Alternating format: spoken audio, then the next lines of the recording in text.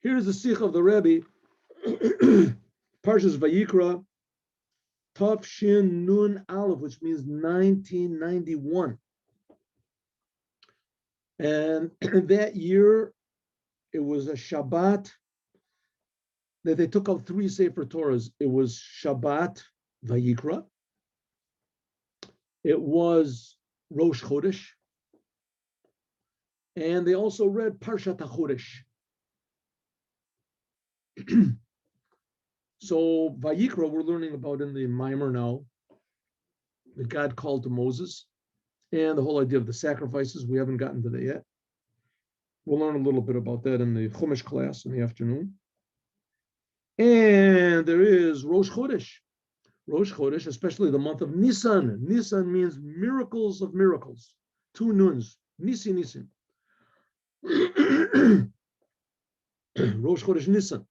And it's Parshat HaChodesh. HaChodesh is Elechem. Chodesh means something new. That we renew ourselves, we make ourselves more attached to the fact that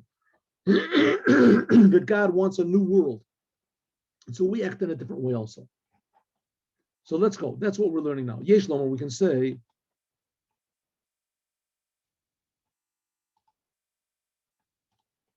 Shehosafa B'Klalos, that this general addition that we have to make in our lives, in the whole way of serving God, in a way of acting in a miraculous way from Rosh Chodesh Nisan,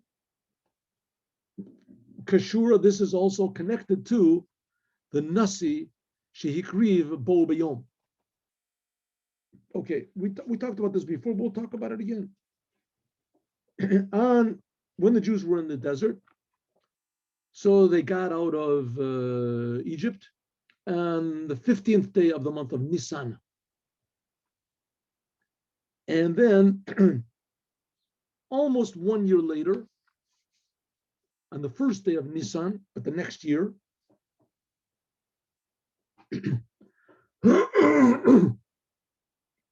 was the first day that the tabernacle was open for business.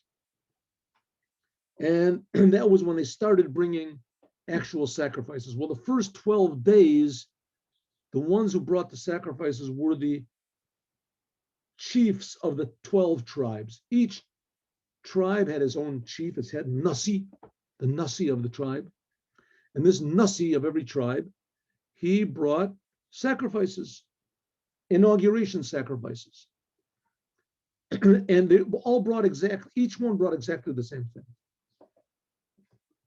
Each one brought the same thing. But the only difference is that who brought it. So there's Kabbalistic and Hasidic reasons why they repeat the same thing over. And we even talked about this. When we're talking about, remember when we learned, why is it that God repeated all the details of the building of the temple and the vessels, which were already enumerated in Truma and Tetzaveh? In other words, 2 sections of the Torah. He repeated exactly the same thing a couple weeks later in Vayakel Pekudim. Why? So we gave the reason, right? Nevertheless, every tribe brought the same thing, but every tribe was different. And the main difference was who did it. So the first day, who offered up, which was Rosh Chodesh, who offered, by the way, on that day also was a big tragedy. On that Rosh Chodesh day, like we talked about before, Aaron's 2 sons, Nadav and Avihu, they rushed into the Holy of Holies and they were consumed with fire. Not exactly consumed, it says the 2 streams of fire, 2 whatever it is, of fire went into their nostrils and burned them from the inside, each one, because it was too much holiness. We'll get to that. Nevertheless, the one that offered up the first day, the opening day of the tabernacle, the first one who came in to actually make a sacrifice, he made all these Nasi, sacrifices of the Nasi, was B'Yom Rishon, Nachshon ben Aminadav. Nachshon, the son of Aminadav, of the tribe of Yehuda. Now, Nachshon ben Aminadav, he's famous for a couple of things, but let's take one of them was good and one of them was not so good. But the good one was that Nachshon ben Aminadav, excuse me, when the Jews got up to the Yam Suf, to the Red Sea, 7 days after they left Egypt, so the sea was standing in front of them. Nobody knew what to do, and Nachshon, and so Moses said, "Just go further, just go." And they said, "Go where? There's a big river in front of us. There's this big sea in front of us." So Nachshon ben Aminadav, he was the first one. He said, "Moses says go, we're going to go." And he went in. The water came up to his nose, and then the sea split. Then the sea split.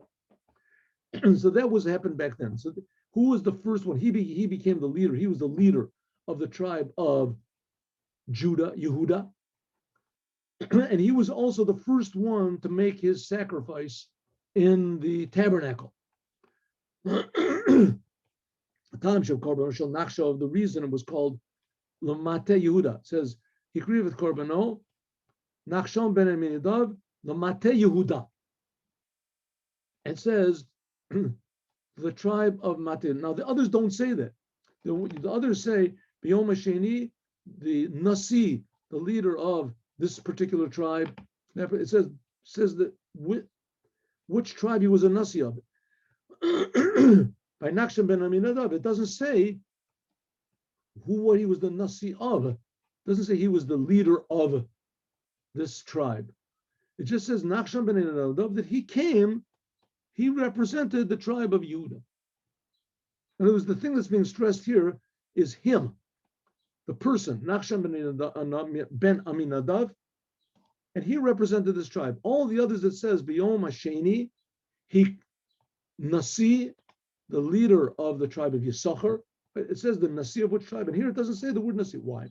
The reason the Nachshon ben Aminadav, it says Mate Yehuda, and it doesn't say Nasi Yehuda like it says all the others. Kibishara Shvatim. All the others, it says that they were the Nasi, and then it says the name of the Shevet of the tribe first. Why here does it say different? Kadela Hadgish, in order to stress that the first one to offer wasn't because he happened to be the leader of this tribe of Yehuda. The main thing wasn't that he represented Yehuda. That's said in the end.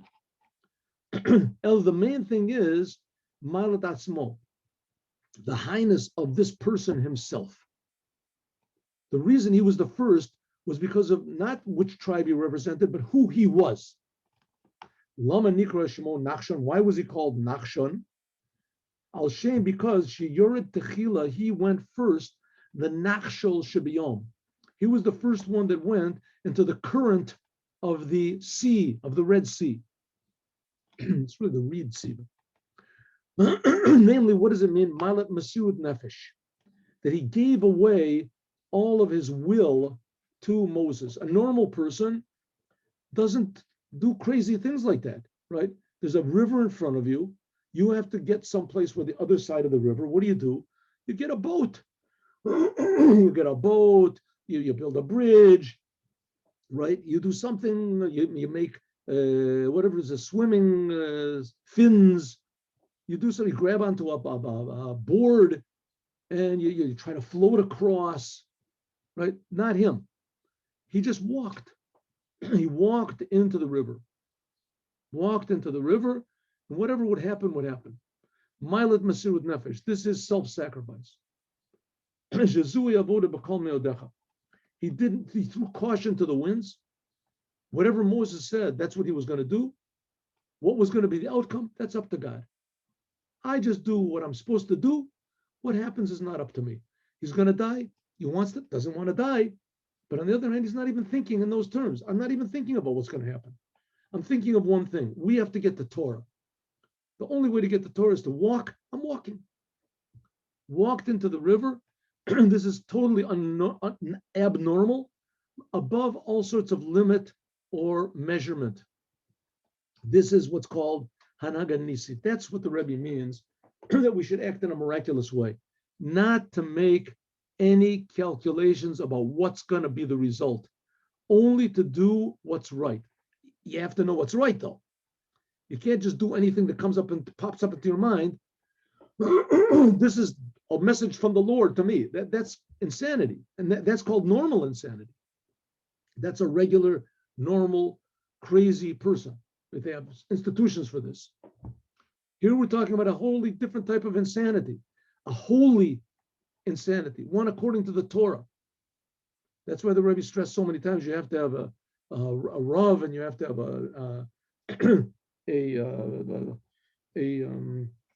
a friend, or someone to consult with. See, a lot of people write into Igros Kodesh. They write, you have a question about life, they write a letter, they put it in one of the letters in the books of the letters of the Rebbe, and you get amazing answers. But you just can't do what you want. But nevertheless, it is required to do crazy things. That's what it means to act in a miraculous way. That was Nachshon ben Aminadav. He knew what he had to do. No one else in Israel did it. Nobody. He was the only one. He was sure it was the right thing, and he did it.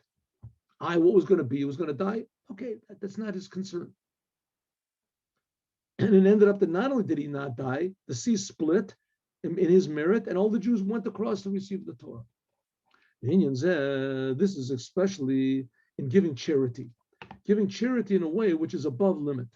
Kedushas Chazal, like the rabbi say, but call meodecha, with all of your money. Kamarumas b'shem, like it says, Nachshon ben Aminadav. His name was Nachshon, and the son of Aminadav. Nadav means to be generous. Milashin nedivat rucho. Yidbena libo. Call nediv libo yaviel. Nediv means generous. This comes from deed, actual doing. Until nediva she'en lamayla imenu, until there's a generosity which there's no generosity above it. Namely, shahari im yesh nedivos lamayla, because if there's a possibility to be more generous, then it's not a complete generosity. And ofen shel hanaga nisi. That's what the Rebbe says. You have to act in a miraculous way.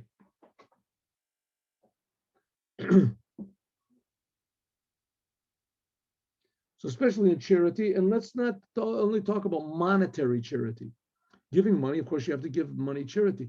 But we're also talking about the biggest type of charity that there is, and that's helping another person, especially helping another Jew to realize who he is. Right? You go put the tefillin on people, or you go talk about narrow child, you take another Jew and learn Torah with him.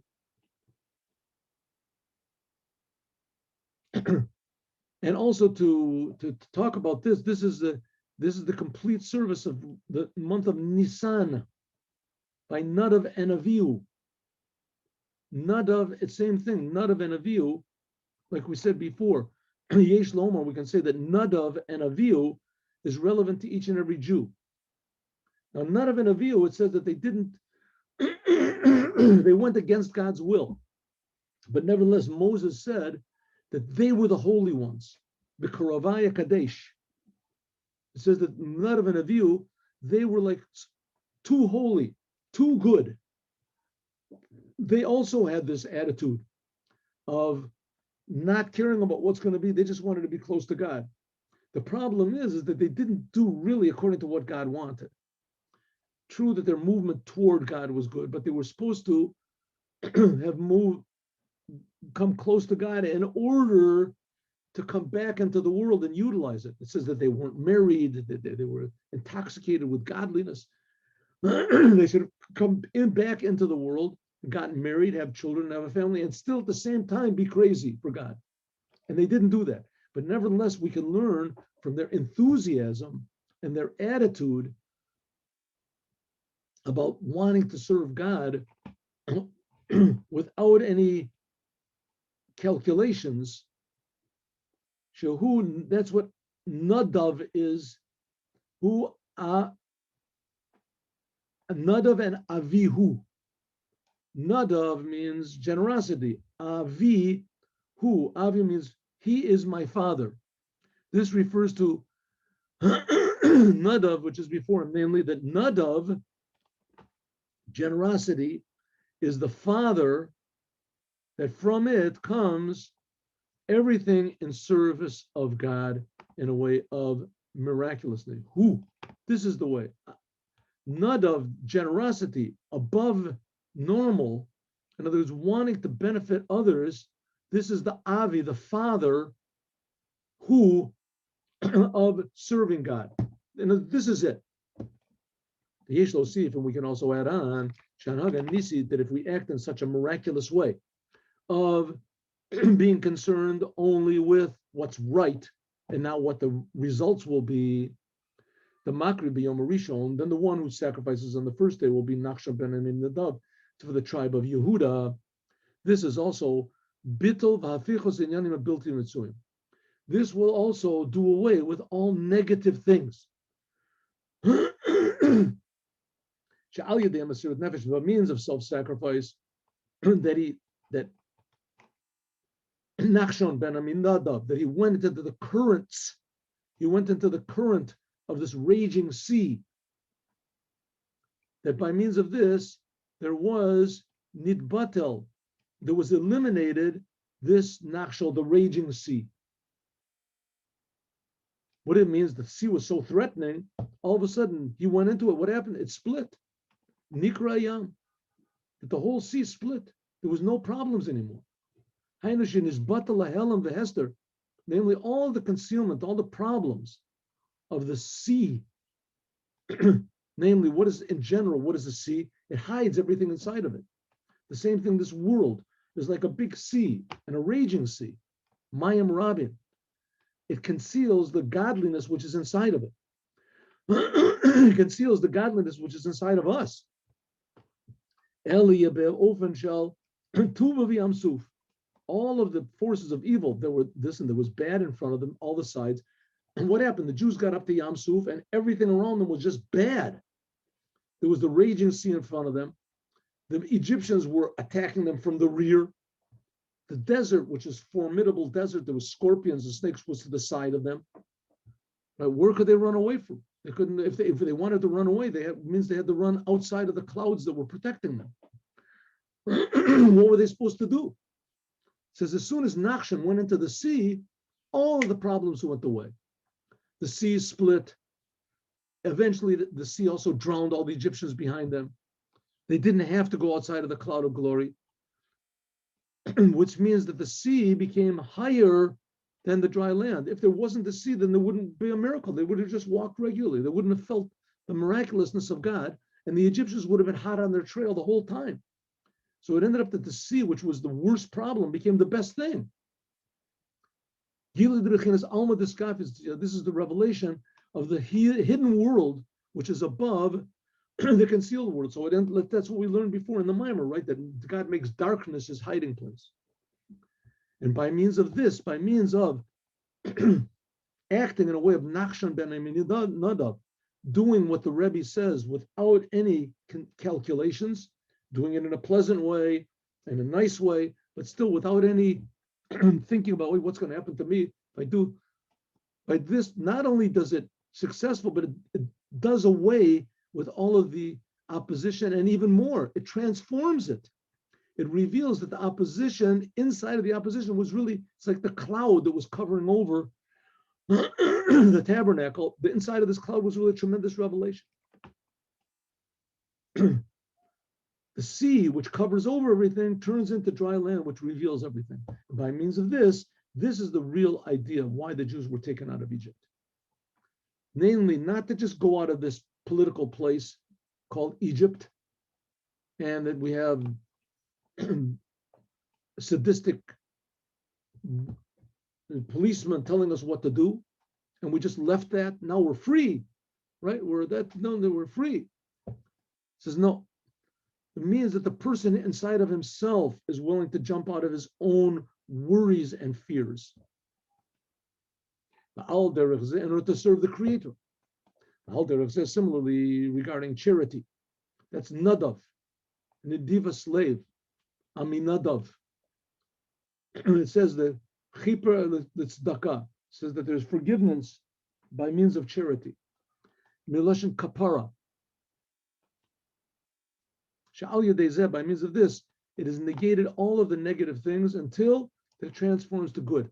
And even the main thing is that great is charity, because it makes the redemption come close. Bital agalus, giving money, giving your time, namely negating the exile. until that this whole entire exile will be transformed to geula. Sheyam hagalut, that this terrible raging sea of exile that we're in, which is compared to, like we said, a stormy sea, Nachshel Shabiyam, all the waves, and Unvifil is a sheer dartzu. And says the Rebbe, how long can this last? This terrible stormy sea that we've been in for the last 2,000 years. What will it be? It'll be transformed into the sea of redemption. What's the sea of redemption? It says in the end of the Rambam, the world will be filled with the knowledge of God, just like water fills the ocean. So we can transform it, but it all depends on our attitude, namely doing good without worrying about what is going to be the results. As we'll talk about more, God willing, beautiful, beautiful Sicha. We'll talk about this more, God willing, tomorrow. And now we'll learn the Yom Yom.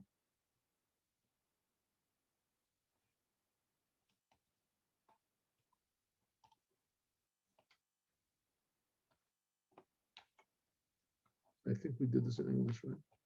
Yeah.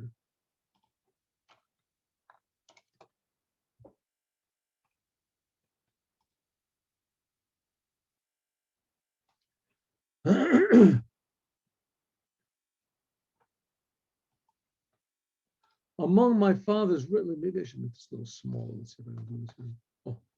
Among my father's regular Torah study sessions, and this is the previous Rebbe speaking about his father, who was the Rebbe Rashab, who is Yortzeit, was yesterday. A parsha of the Chumash with Rashi. By the way, we should have learned that, but maybe we will learn it. We'll see. That the Rebbe's speech of, I think it was in 1988. That was when the Rebbe said that you should say Yechi Adonenu. He said you should say Yechi Melech.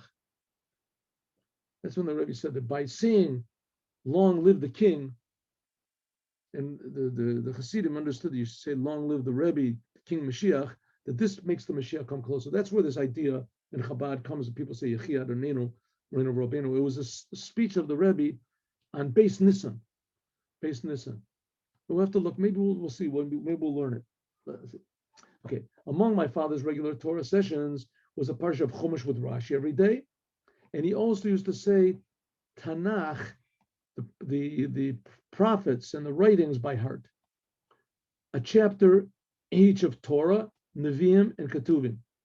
Every day he would say one chapter of Torah, one chapter of the prophets, and one chapter of the writings like Psalms or Proverbs. We say by heart. A chapter of Mishnayot, a regular session in deep learning of the Talmud, namely 2 pages a week. Then also learning a rapid study of the Talmud, 3 pages every day. A session study of the Jerusalem Talmud. This is every day he would do this. A regular period for learning Rambam or the laws, but not daily.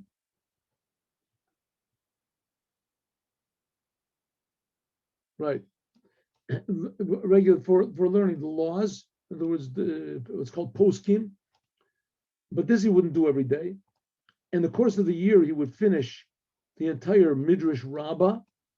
He'd take from long ones and doing the shorter one. In other words, in the course of the year, he would also finish the Midrash Rabbah as well. So he had a full day. This is in addition to seeing all the people and writing tremendously deep discourses of Hasidut, the Rebbe Rashab. Okay, my friends, see you today at 3 o'clock. Chumash. Today we'll start learning about the sacrifices, what exactly they did when they made sacrifices in the Holy Temple. Today we'll learn about the Olah, the total offering, Thanksgiving offering in the temple. Have a good day with Moshiach now. Thanks for attending.